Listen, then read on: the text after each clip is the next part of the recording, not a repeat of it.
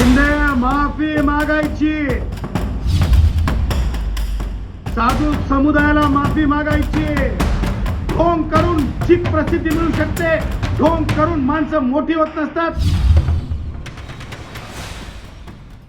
चालीरीतीप्रमाणे आपापल्या परंपरेप्रमाणे पूजा पाठ करण्याचा, त्याच्यामुळे भारतीय संविधानामध्ये साधूंचा अपमान कुठेही लिहिलेला नाही. आले काय आणि गेले काय याचा अर्थ काय?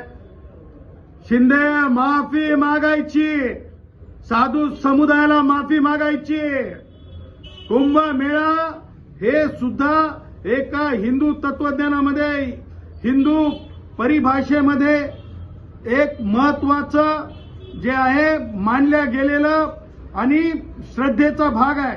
आणि त्याच्यामुळं असा अपमान करण्याचा, छोट्या मोठ्या चीप प्रसिद्धीसाठी, यार उमर के साथ आपण थोडा प्रगल्भ होना चाहिए. मला असं वाटतंय की मला सटकली म्हणायची नाही, परंतु हे वर्तन मला काही म्हणजे शोभनीय वाटत नाही.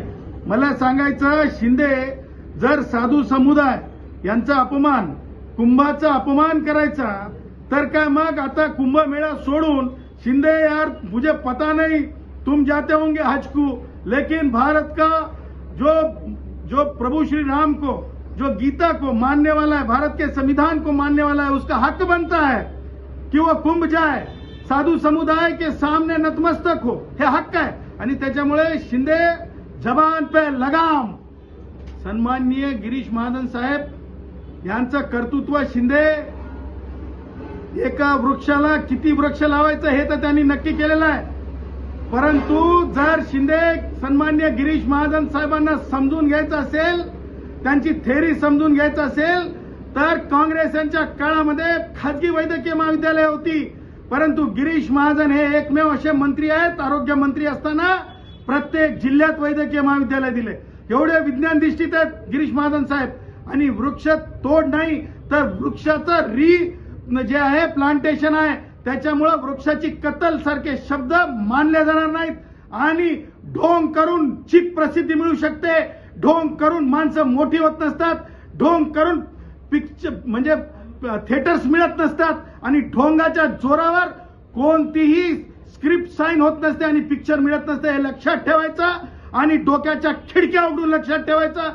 यापुढे साधू समुदाय असेल, कुंभ असेल, सन्माननीय मंत्री गिरीश महाजन असतील, कुणाचाही अपमान सहन केला जाणार नाही. वेळ प्रसंगी कोर्टात उभं राहू. रिप्लांटेशनला अनेक वेळेस माननीय एनजीटीनं, नॅशनल ग्रीन ट्रिब्युनलनं सुद्धा जे आहे मान्य आहे म्हणजे प्लांटेशनला. त्याचबरोबर माननीय उच्च न्यायालयाचे निर्णय आहेत, माननीय नागपूर खंडपीठाचा निर्णय आहे. त्याच्यामुळे ह्या सगळ्या गोष्टीचा आधी अभ्यास करायचा आणि नंतर चीप पब्लिसिटीच्या मागे लागायचं. बरं, जर माफी नाही मागली शिंदेने तर काय भूमिका राहील तुमची? शिंदे है कौन भाई?